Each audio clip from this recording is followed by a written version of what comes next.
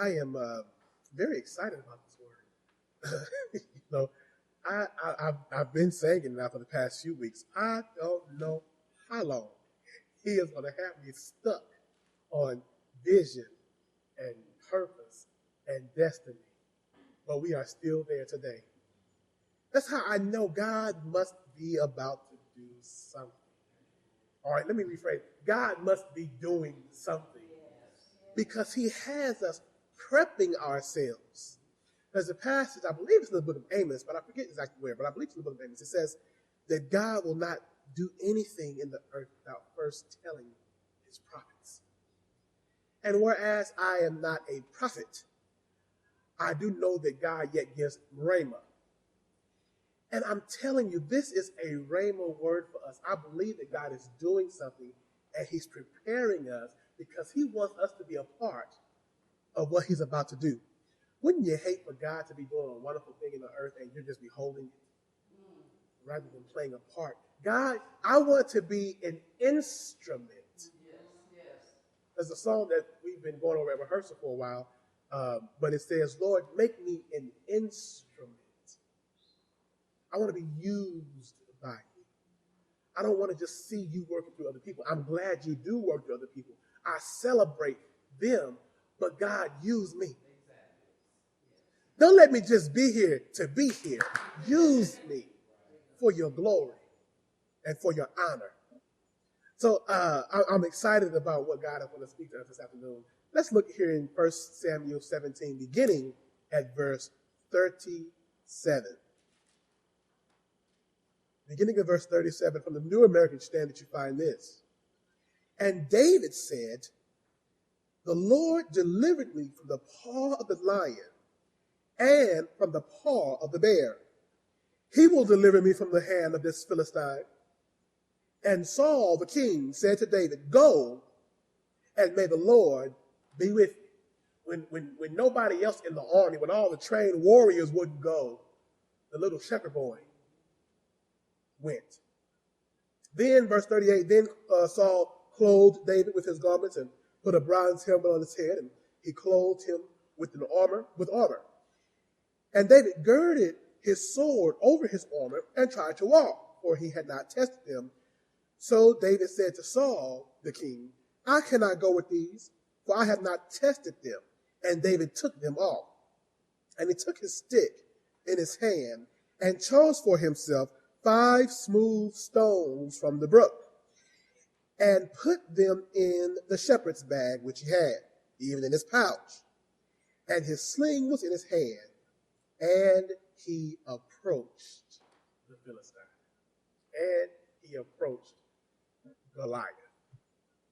I want to talk to you on the subject this afternoon, and that won't be long, but I want to talk to you on the subject of destiny lanes. Destiny lane. You know how you go bowling. It's illegal to go bowl in somebody else's lane. There are lanes that are divided one from the other, and there is a lane that is apportioned to you. And if you go bowl in somebody else's lane, you've committed a violation. Okay? So God has established lanes for us. Let me use a better analogy than even bowling. Try going down the highway in the wrong lane. That's not just a violation, that's a life-altering circumstance. You want to make sure that you are in the right lane. And I think it's interesting. Watch what we find here in verse 39. It says, well, first of all, let's back up. Watch this. In verse 37, David makes a proclamation. What is his proclamation? I can defeat this uncircumcised Philistine. I can defeat this heathen. Why? Because I have seen what God can do. He started me off with the lion. He started me off with the bear. So surely I can defeat this giant. I may not have faced a Goliath yet, but I've still seen what God can do. Because he started me with smaller stuff. See, you don't have to face Goliath in the first round. As long as you remember that there was a Nintendo game. Some of y'all may remember it. It was Mike Tyson's. I think it was Mike Tyson's Punch Out. and they would always gradually increase the opponent that he would fight. The very first opponent, if I'm not mistaken, was called Glass Joe. And he was so fragile. Okay? So say, how am I going to defeat Tyson? Well, think back. I have seen the Lord give me what I need to defeat Glass Joe. They say, well, Glass Joe is not Tyson. I don't care. I needed God with Glass Joe, and he showed up. I needed God with the bear, and he showed up. Now, if he's going to show up with the bear, he's going to show up with his lion. If he's going to show up with the lion, he's going to show up with Goliath. So he started off with a proclamation. Now look at how the people responded. The king represents the people. He represents all of his people. So look how the king responds. After David makes his proclamation, Saul says, go and may the Lord be with you. But he doesn't stop there. In verse 38, it says, Saul clothed David with his garments. Now, David just said, the Lord is going to bring me through this. Saul looked at David and said, you need some help. See, it's amazing how we believe God. We have faith that has risen to the challenge, but those around us are calling us crazy. Those around us are telling us, no, baby, you don't have the education for that. No, baby, you don't have the skill set for that. I don't know why you want to do that. You will never make anything. You'll never amount to anything. People are always looking with their two eyes, and then they call themselves trying to help us, but their help actually has the potential to hurt us. Because while Saul was looking at the outward and was trying to, now listen, Saul had the best of intentions. Your heart can be in the right place, but that doesn't mean that your actions are right. And so how many times do we actually say the wrong thing or do the wrong thing with good intentions, but it's not coming from a place of faith?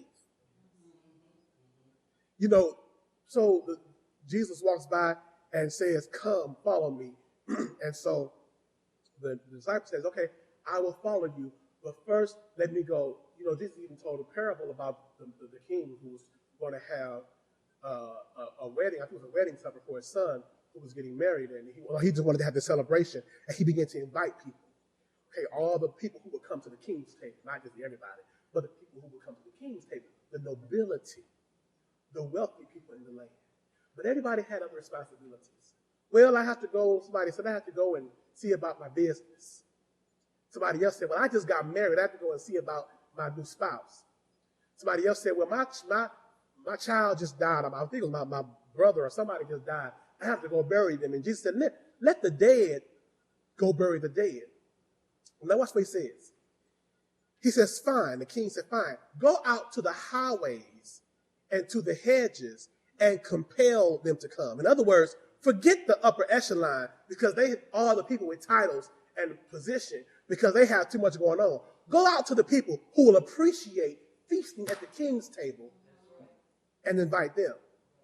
Because these people are full of excuses and reasons. And I'm glad, see, this story would have went a lot different if David would have said, I don't have all the equipment that I need. Think of the honor that it was for David to be donned with the king's armor. That was an honor. The king's, this is huge. But yet David had the presence of mind enough to say, I haven't tested this. What is he saying? This isn't my lane. I don't know how to use a sword, but I do know how to use a sling and some knives.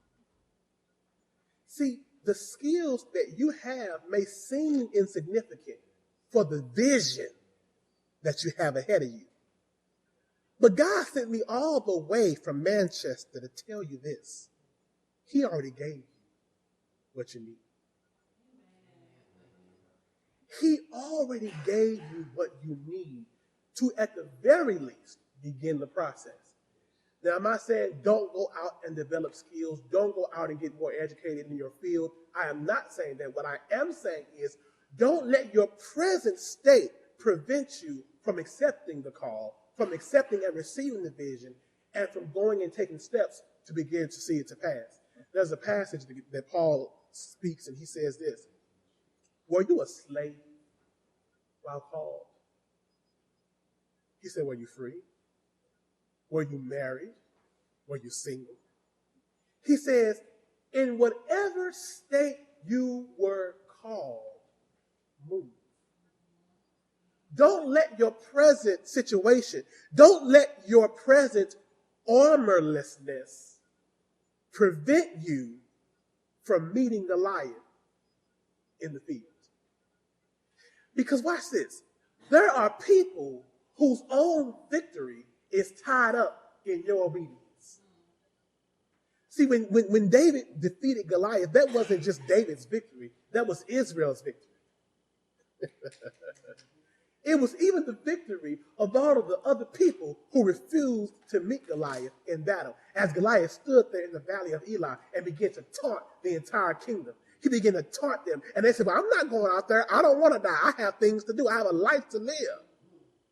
But yet when David defeated Goliath, that was their victory too, because David was a part of their camp. David was a citizen of Israel. And so now what would have happened had David not gone? There's no telling how many people the king would have finally said, well, if nobody will go of their own volition, I'll just order you to go.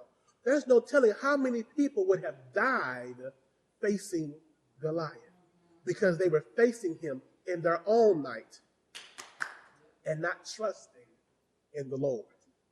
So all of their victory was tied up, wrapped up, tied up, and tangled up in this little boy. This little, what we would call today, this little pretty boy.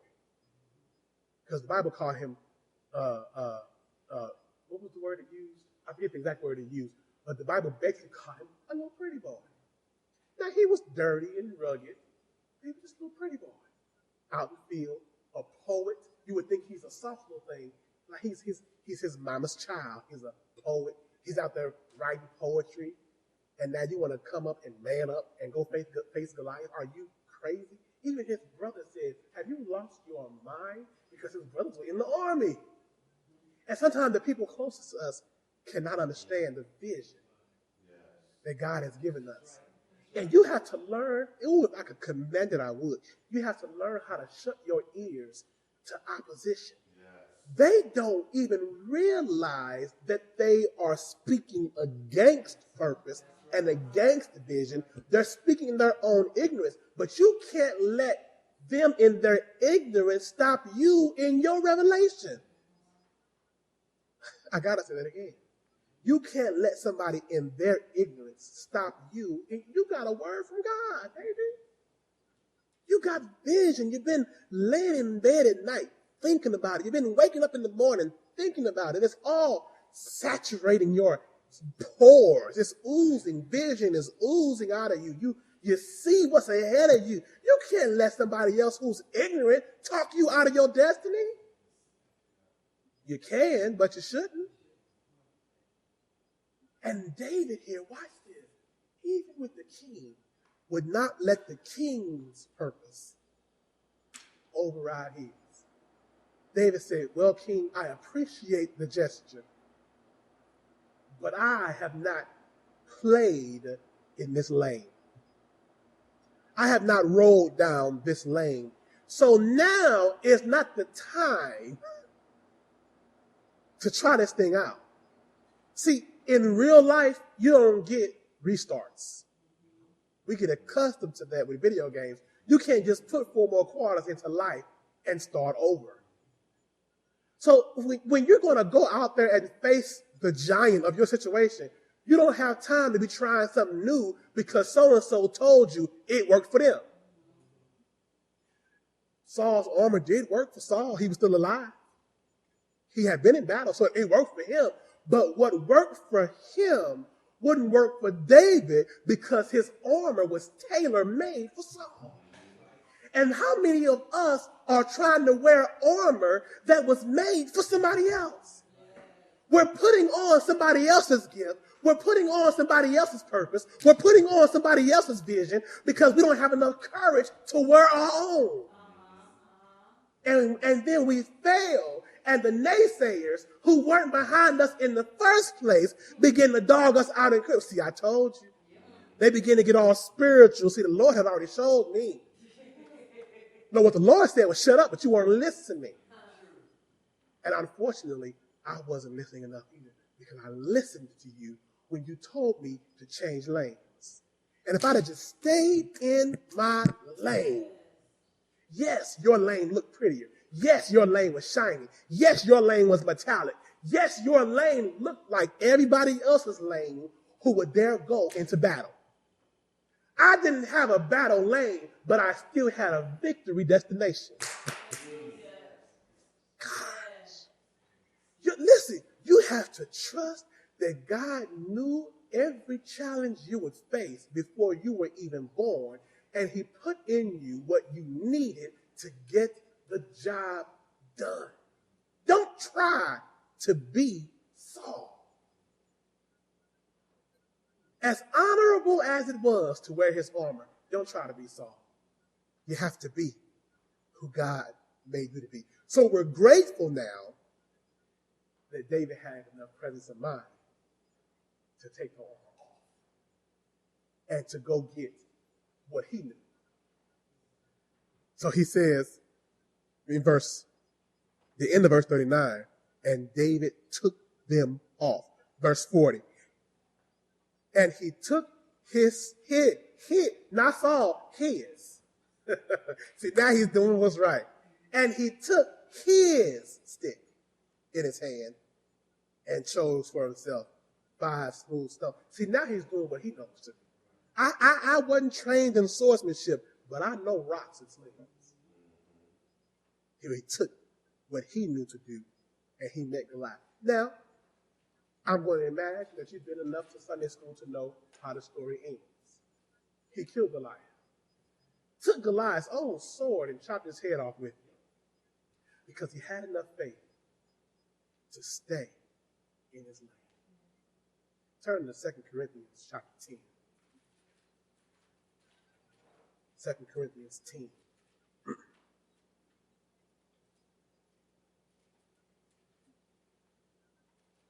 Watch this.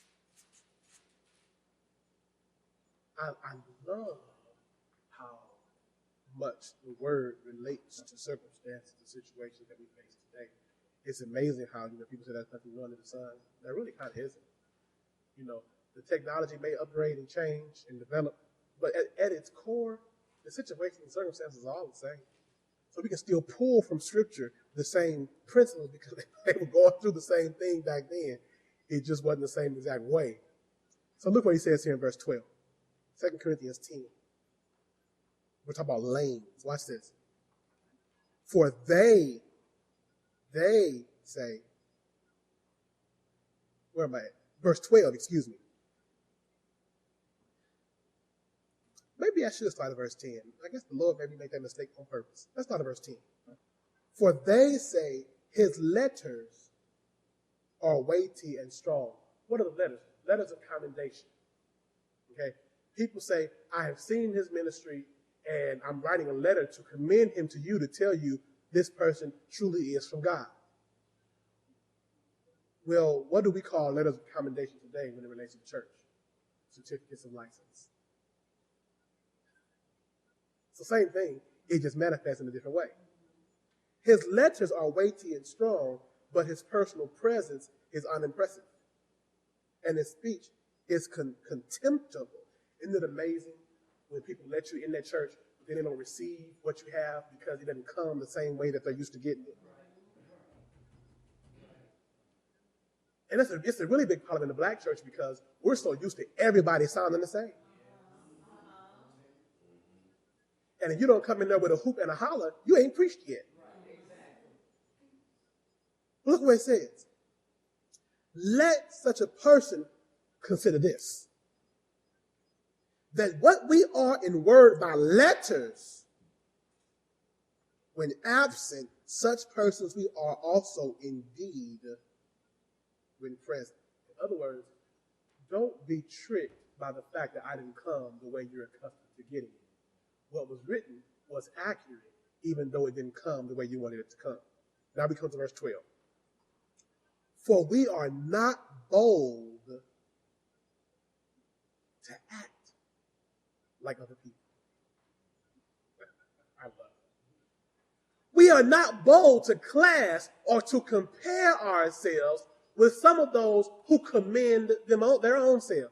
They don't even have letters of commendation from somebody else that they've been working and laboring and ministering to.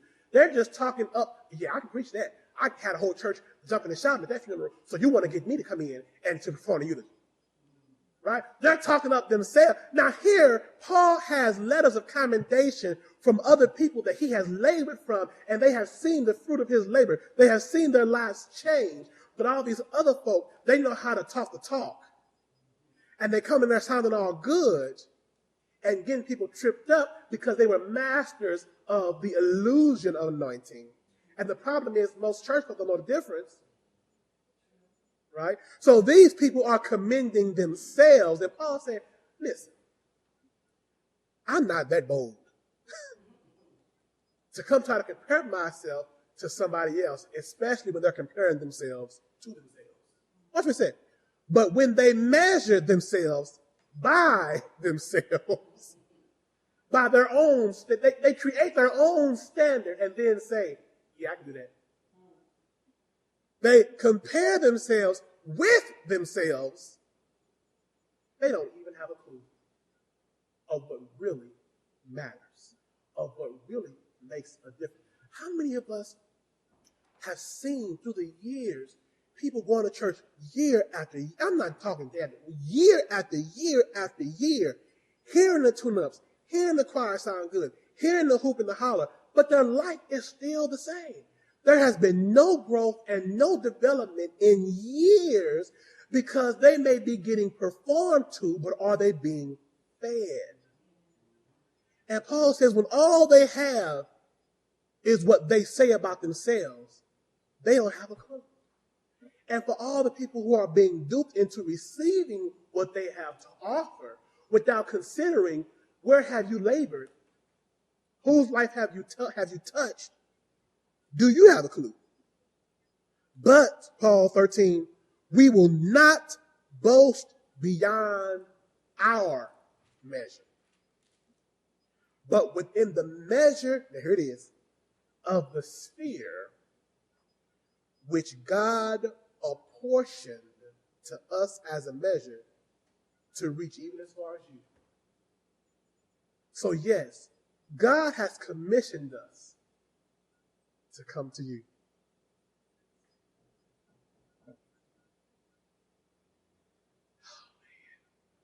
Let me say this.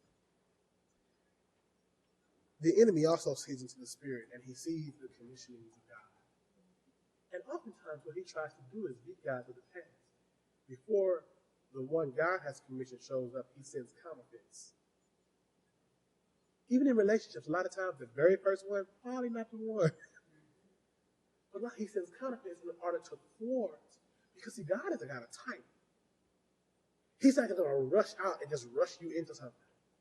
But the enemy will, because he's trying to trip you up and cause you to forfeit what it is that God has in store for you. And so here God has commissioned Paul to come and to bring to the Corinthian church a word, true ministry, but they're getting trapped in the guise of what other people are bringing and how they're bringing it. And Paul is saying, listen, my intention here is not to try to compete. See, when you know who you are, when you know who sent you, you don't have to compete with anybody else. They're going to receive you because you know that you got what they need. And they're going to receive you or they're going to reject you. What did Jesus commission his disciples to do? He said, if they don't receive you, shake the dust. Don't labor and cry out and beg and plead because I want to change your life. He said, no, shake the dust and keep it moving. Because I guarantee you, for every door that gets shut in your face, somebody's going to receive what you have to give. But it's only going to happen if you stay in your lane. See, if you get enough doors, let me talk about the people. If you get enough doors shut in your face because you're not bringing it like Eddie Long, then we have a tendency, maybe I need to go and study Eddie Long. Study his mannerism, study his delivery, and try to be like him. So we wind up getting out of place because we let the opinion and expectations of Saul tell us how to live out what God has commissioned us to do. And now I'm going to go face Goliath with armor that wasn't even made for me. You have to be absolutely aware and absolutely confident of who you are so that you stay in your lane even when the people are not receiving what you have to give. Notice what he says here. Again in verse 13. I truly love the phrase sphere. When it relates to ministry, we talk about it in ministry classes, I talk about spheres of ministry. See, everybody is not called to the same thing. And one of the problems that we have in local churches is that oftentimes because the pastor or the primary preacher is the one that they always see, then when they start to develop their own ministries, they wind up subconsciously duplicating what they've always seen. But you have to understand, my job is to be who I am. But you, be fruitful and multiply doesn't mean be who I am. See, my children, when they come, even if they're biological, are not intended to be me. They may have come out of me, but they still have their own life to live. So even in the local church, you may see this is how the preacher does it, this is how the pastor does it, but you have to be your own person. I don't hoop. I don't holler. I don't consider myself a preacher, but a teacher. But if there is a preacher on the inside of you, don't try to teach. Get up here and preach. I may turn the 8 passages in one term because I'm teaching. I'm laboring in the word. But honey, if all God has given you, and I shouldn't say all because that makes it sound insignificant, but it's still real. If what God has given you is an exhortation, don't take me 10 passages. Just exhort me. Lift me up. Encourage, strengthen me. Be who he's called you to be, because while I'm being who I am, nobody's being who you are. And we still need the ministry that God put inside of you. We, myself included. I teach, but I still need to get some preaching. But I can only get it from a preacher, not from a teacher trying to preach because the people want to be preached at. Not from a preacher trying to teach because the people are so used to being taught. Let me put it this way.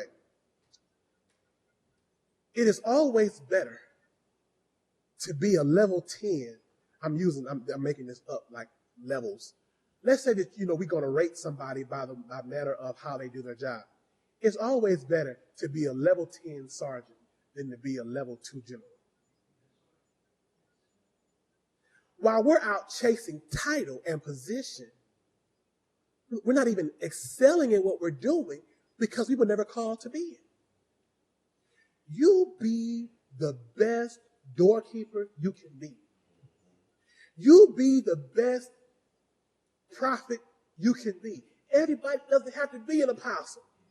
Paul said, why is it when y'all come to church, he was talking to the same doggone people in 1 Corinthians, why is it when y'all come to church, everybody want to have a word? We can't even leave church because y'all 27 people prophesying. God sent you 27 prophets and no evangelists?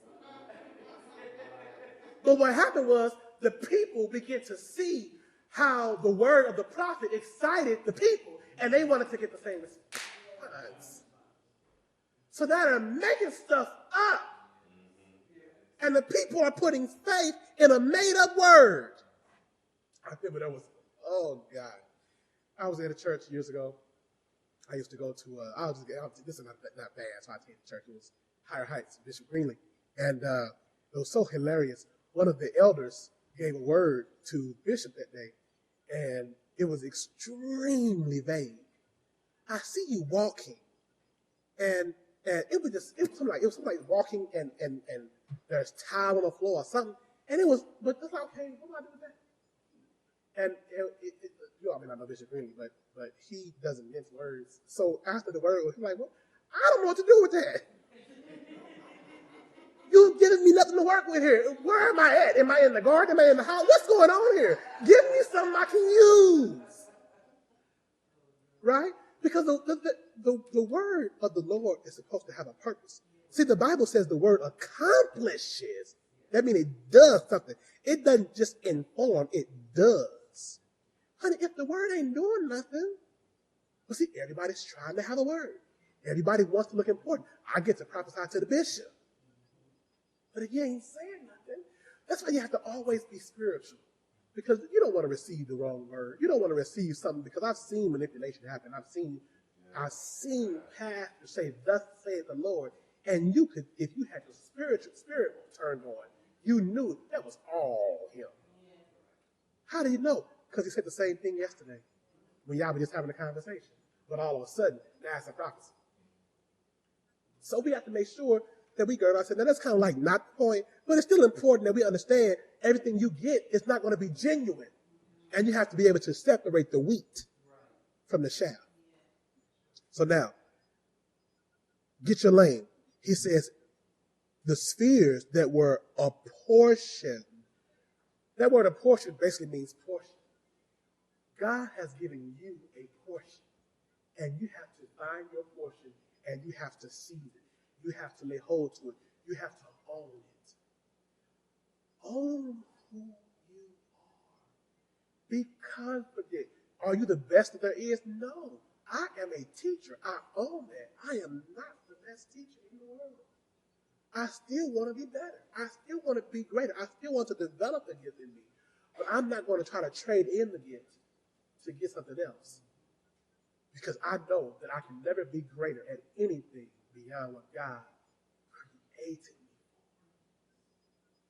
Lanes are not, how do I say this? You don't simply choose your lane. You do choose it, but the only reason you choose it is because God put it in you. The word says that it is he who puts in us to will and to, he's working in us to will and to do of his good pleasure.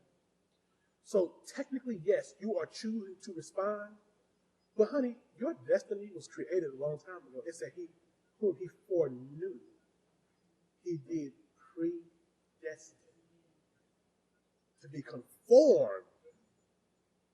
But if you're trying to appease people, you will never be able to be conformed to who God created you to be. The skills, the talents, the gifts that are inside of you are programmed, number one, specifically for you, and number two, for the lane that God has destined you to be in.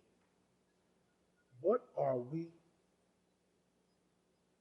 corrupting in God's purpose for our lives when we're trying to be somebody else?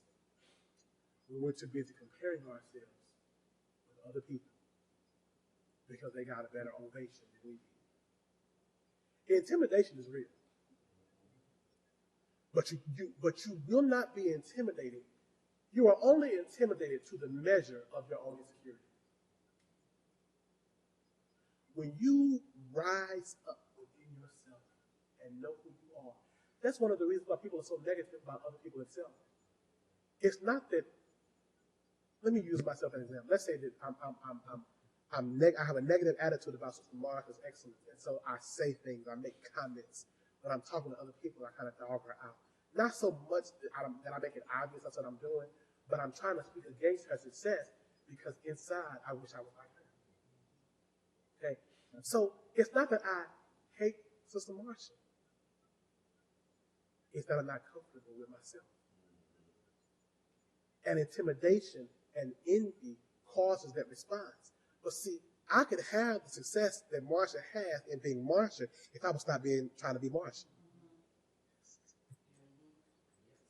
There is success in every one of you, but it's tied to who you are. And if you want to excel and rise up in who you are, you'll never be able to be the best you can be. You'll be a level 2 general.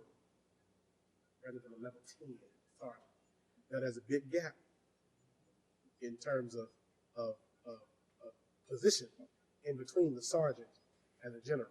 Huge gap. Okay? No matter which branch of the military you're talking about, huge gap.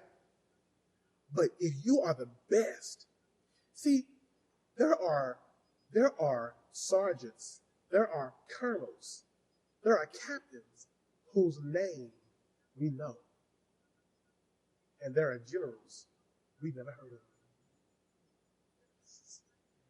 Because when you are excelling, even at the position that isn't as high, if you are excelling at it, we still know your name. Because you become noteworthy in your lane, even though it wasn't their lane. But while you're trying to be them, you won't even know who you are. Because you're just an everyday general. And I'd rather be a special private than a common general. Good gosh. The last passage here, Jeremiah 12. Oh, this is going to bless you. Jeremiah 12. Watch what he says here. I saw this and I said, well, I'll be. Once again, I love the practicality of the scriptures. Jeremiah 12. When you get there, say there. Jeremiah 12. It says here in verse 5. Watch this. Jeremiah 12, verse 5. If you have run with footmen and they have tired you out, then how can you compete with horses? If you fall down in a land of peace, then how will you do in the thicket of the Jordan? What is he saying? He said, baby, you're barely surviving where you are right now. Why do you want to be this? They say, they driving you crazy. They drive, let me use this particular office as an example. You're being driven crazy as a deacon. Why do you want to be a bishop? You pulling your hair out being a deacon. Well, because the title and the adulation and the respect and the reverence of the office of bishop is whet your appetite, then now you're ambitious to go beyond what God has called you to. And while you were a darn good deacon, we can't stand you as a bishop because you don't know what you're doing. And your crazy decisions are affecting all the ministries under you. Right? So we have to get to the place where we are satisfied being who God called us to be. So it was so hilarious the way it was read. See, the Bible does read people at times. And this is a reading. He said, honey, if you couldn't survive the footmen, what are you all trying to race the horse? He said, what did he say? Get in your lane. Now, you may develop over time to be able to race with horses. But until you have grown to that level of competition, compete where you're able. That's why even in the wrestling and boxing, they have weight classes. I know you want to fight Mike Tyson. How he kill you? You need to put on some weight. You need to develop. Right now, fight to the level. Fight at the level of your development. What do we say in the world? Don't bite off more than you can chew. It's a gradual process. You are not going to wake up tomorrow morning and be Barack Obama. That doesn't mean presidency isn't in your future. But if you happen to win tomorrow and screw it up, then by the time you are ready, nobody's going to vote for you. So be ready to take it in stride and stay in your lane because your destiny awaits. And everybody tied to your destiny is waiting. There are people waiting on you to rise up and be who God called you to be because they're going to be beneficiaries of your anointing. But until you get off of what you see, until you quit trying to be who God never called you to be, then all of these people's, all of their cups will remain empty because he called you to do it. So you can do it for no other reason but love. Let love motivate you. Let love keep you grounded so that God can work out of you what he's already done.